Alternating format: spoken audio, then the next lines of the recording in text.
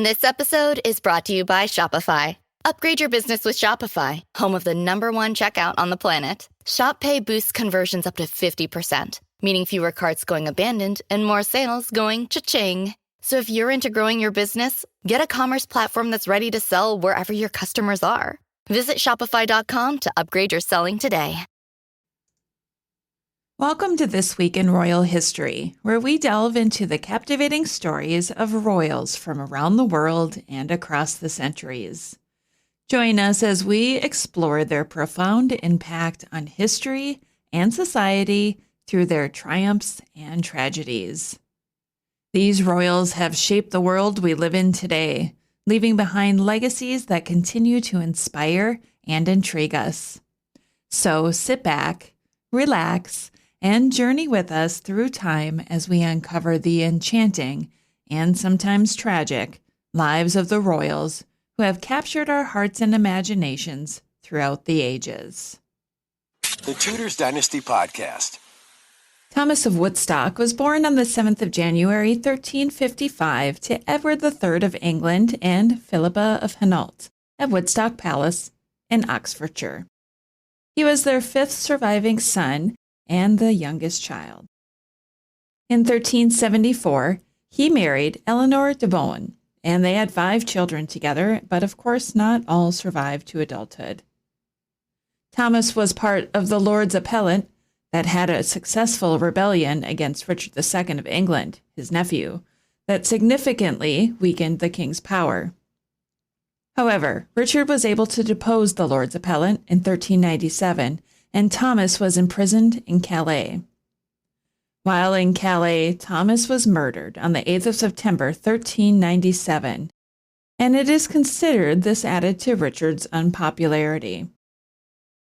He was buried at Westminster Abbey, and his wife was buried next to him 2 years later. Elizabeth Stuart was born on the 28th of December, 1635, to Charles I of England and Henrietta Maria of France at St. James's Palace in London. When the English Civil War began in 1642, she and her brother were placed under the custody of Parliament. Although they were put under several guardianships to nobles, Elizabeth was well educated and could read and write Hebrew, Greek, Latin, Italian, and French by 1644. In January 1649, her father was captured and sentenced to death by Parliament. Elizabeth and her brother were allowed to meet their father one last time, the day before his execution. Elizabeth wrote down the words he told them, in which he told her to keep faith in the Protestant religion. After her father's execution, Elizabeth and her brother moved again between noble houses, as no one wanted the burden of them anymore. She was finally sent to the Isle of Wight in 1650, but complained that she was not well enough to travel.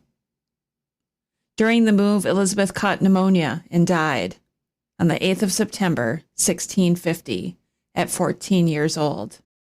And she was buried at St. Thomas's Church on the Isle of Wight with a gravestone that simply said, E.S.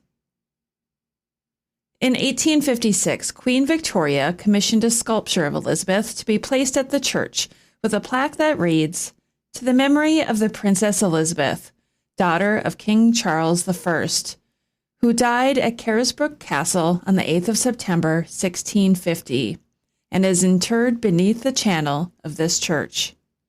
This monument is erected as a token of respect for her virtues and of sympathy for her misfortunes." By Victoria R., 1856. James Stuart was born on the 17th of March, 1473, to James III of Scotland and Margaret of Denmark. He became Duke of Rothesay as heir apparent to the Scottish throne. In 1488, James III was killed during a rebellion, and James IV became king at 15 years old. James saw a need for peace between England and Scotland and married Margaret Tudor, eldest daughter of Henry VII of England, in 1503. They had 6 children together, although only one son would live to adulthood. The peace with England lasted until 1509, when Henry VIII became King of England. Henry invaded France, leaving James to declare war on England. James died on the 9th of September, 1513, at the disastrous Battle of Flodden, alongside several nobles, soldiers, and men of the church. He was only 40 years old, and his 1-year-old son became the next King of Scotland. Interesting fact, it's through the union of James IV of Scotland and Margaret Tudor that Scotland and England were finally united in 1603, when their great-grandson, James VI of Scotland, also became James I of England at the death of Elizabeth Tudor, who left no direct heirs.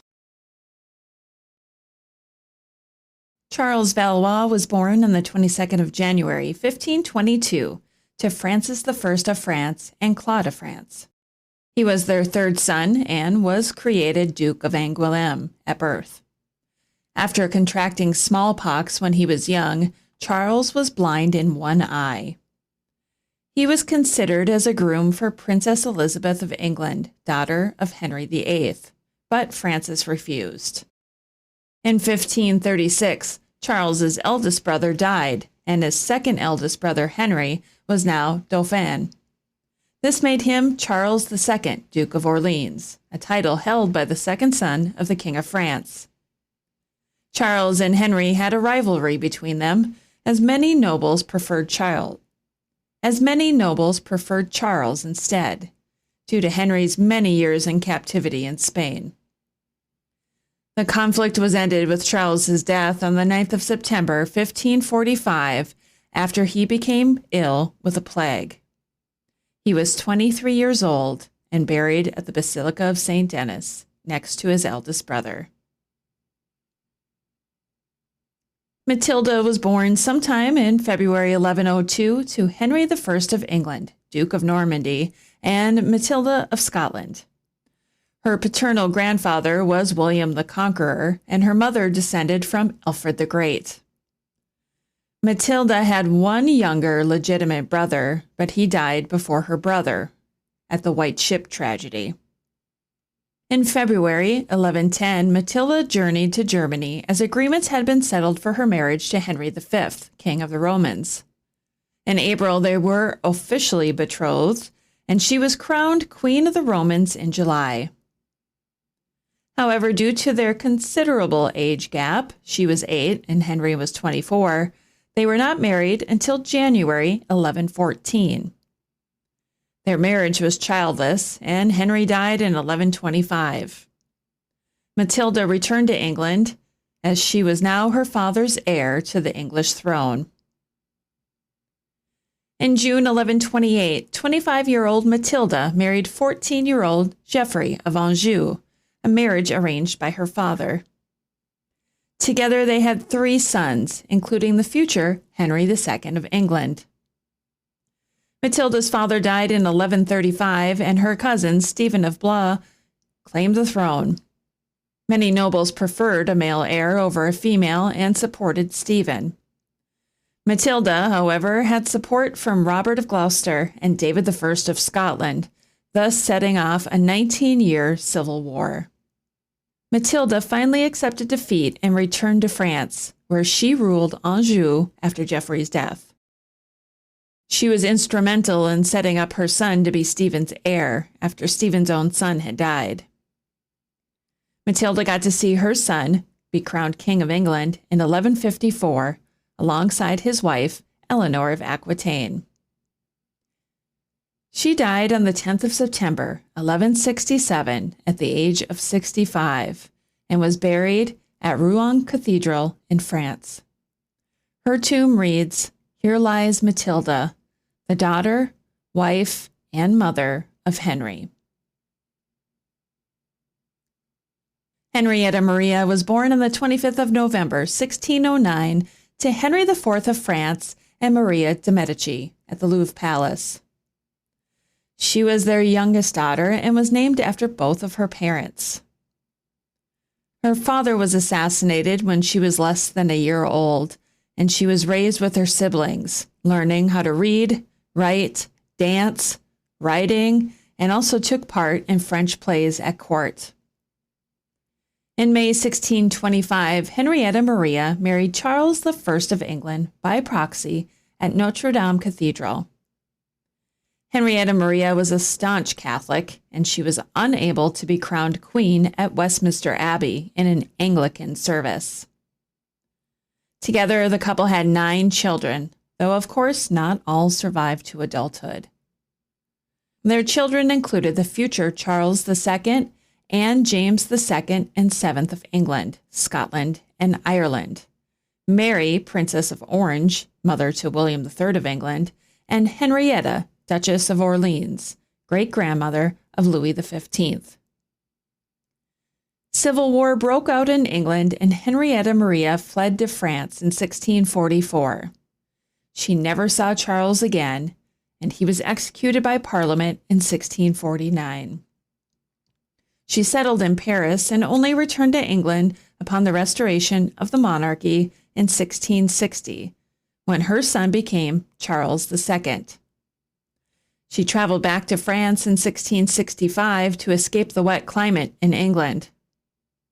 Henrietta Maria died on the 10th of September, 1669, at 59 years old, and was buried at the Royal Basilica of St. Denis in Paris. Here's an interesting fact. The U.S. state of Maryland is named in her honor. Eleanor of Lancaster, or Eleanor Plantagenet, was born on the 11th of September, 1318, to Henry, 3rd Earl of Lancaster, and Maud Chaworth. Her paternal grandfather was Edmund Crouchback, the second son of Henry III of England. She first married John de Beaumont, 2nd Baron Beaumont, in 1330. They had one son before his untimely death in 1342 during a tournament.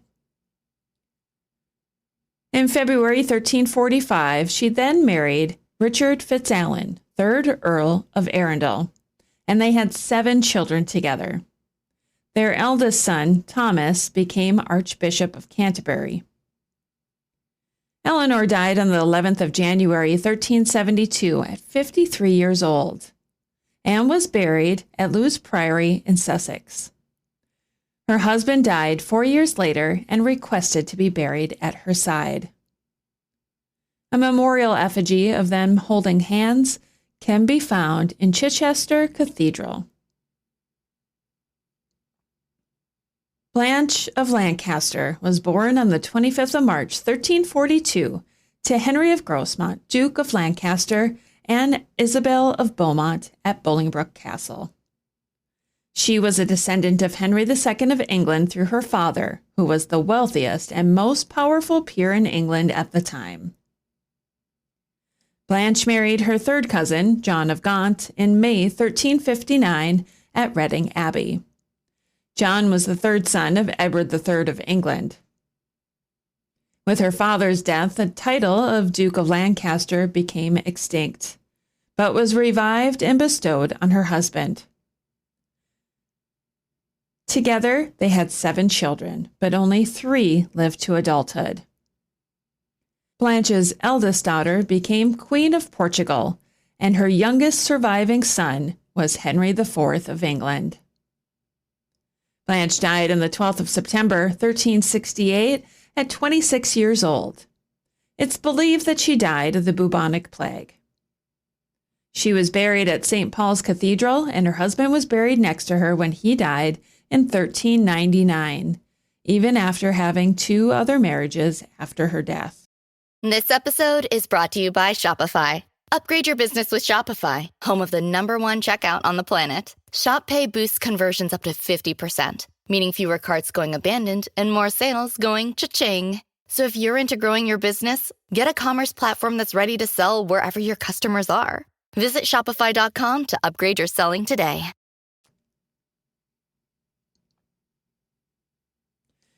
Isabella of Valois was born on the 9th of November, 1389, to Charles VI of France and Isabella of Bavaria in Paris, France.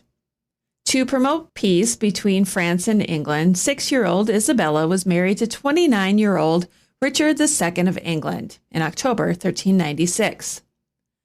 She was placed in Windsor Castle with her own court and was crowned Queen of England in 1397 at Westminster Abbey.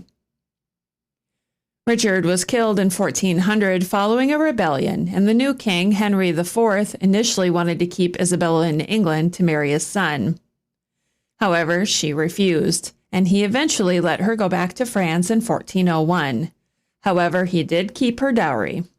In June 1406, at 16 years old, Isabella married for the second time to her cousin, Charles, Duke of Orleans, who was 11 years old. Isabella died on the 13th of September, 1409, at 19 years old, in childbirth. Her daughter, Joan, would survive. Interesting fact, Isabella was the sister of Catherine of Valois, meaning she was the aunt of Edmund Tudor and great-aunt of King Henry VII. On the 13th of September, 1504, King Ferdinand II of Aragon and Queen Isabella I of Castile issued a royal warrant for the royal chapel to be built in Granada. They decided this would be their resting place at their deaths. The royal chapel was constructed between 1505 and 1517 and still stands today. Notable burials include the Catholic monarchs Ferdinand and Isabella, Juana of Castile, daughter of Ferdinand and Isabella, and Philip I of Castile, husband of Juana. Philip II of Spain was born on the 21st of May, 1527, to Charles V, Holy Roman Emperor, and Isabella of Portugal. During his lifetime, he would be King of Spain, King of Portugal, King of Naples and Sicily, and King of England and Ireland by marriage. A devout Catholic, Philip saw himself as a defender of the faith against the Protestant revolutions. He famously sent the invincible Spanish Armada to England in 1588 in the hopes of overthrowing Protestant Queen Elizabeth I and returning England to Catholicism. However, the Armada was defeated by man and nature. In his lifetime, Philip married 4 times. In 1543, to Maria Manuela, Princess of Portugal, his double first cousin, they had one son who died at the age of 23 with no issue. Maria died 4 days after the birth of their son in 1545. In 1555, he married Queen Mary I of England. Now, this was a political marriage, and they had no issue. Mary died in 1558, ending Philip's reign in England and Ireland. In 1559, he married Elizabeth of Valois, daughter of Henry II of France and Catherine de' Medici. 2 daughters would survive to adulthood, and Elizabeth died in childbirth in 1568. And lastly, in 1570, he married Anne of Austria, his own niece. They had 4 sons and 1 daughter, although only one son, the future Philip III, would live to adulthood. Anne died in 1580 after giving birth to their daughter. Philip died on the 13th of September, 1598, near Madrid. He is remembered as one of the great Spanish monarchs, bringing Spain to the peak of its power. John of Lancaster was born on the 20th of June, 1389, to Henry Bolingbroke and Mary de Bohun. His grandfather was John of Gaunt, and his great-grandfather was Edward III of England. In 1399, his father usurped the throne from his cousin, Richard II, to become King Henry IV of England. He received many titles from his father and his brother, Henry V, when he succeeded as king, including Knight of the Garter, Earl of Kendal, Earl of Richmond, and Duke of Bedford. John was regent over his nephew, Henry VI, who became king in his infancy. However, he was away fighting the French during most of this time, and his younger brother, Humphrey, took on the role of Lord Protector. John was instrumental in the capture and subsequent execution of Joan of Arc. John first married Anne of Burgundy in May 1423. However, she died childless in 1432 of the plague. He then married Jacquetta of Luxembourg in April 1433, but they would also remain childless. Jacquetta's second marriage to Richard Woodville would produce over a dozen children, including Elizabeth Woodville, queen consort to Edward IV. John of Lancaster died on the 14th of September, 1435, in France. Elizabeth Tudor was born on the 2nd of July, 1492, as the second daughter and fourth child of Henry VII of England and Elizabeth of York at Sheen Palace. Elizabeth spent her short youth with her siblings, Margaret and Henry, in the royal nursery. She died on the 14th of September, 1495, at the age of 3 at Eltham Palace in Kent. She was buried at the chapel of St. Edward the Confessor at Westminster Abbey. Elizabeth was the first of Henry and Elizabeth's children to die, and they were greatly affected. Their youngest son, Edmund, and youngest daughter, Catherine, both died young as well, and were buried next to their sister. Thank you so much for listening to another episode of the Tudors Dynasty podcast. If you love the show and would like to show your support, please head on over to my Patreon page. That's Patreon, patreon.com/Tudors Dynasty for more information. Over there, you're going to find commercial-free episodes. You'll get early access, and there's some exclusive content as well, with more stuff to come as I'm rebuilding it. Also, recently I returned from England and cannot wait to go back. But this time I would love to bring you with me. So if you're interested to go on a tour of England with me, why don't you send me an email, Rebecca@tudorsdynasty.com for more information. Thank you so much for listening. Until next time.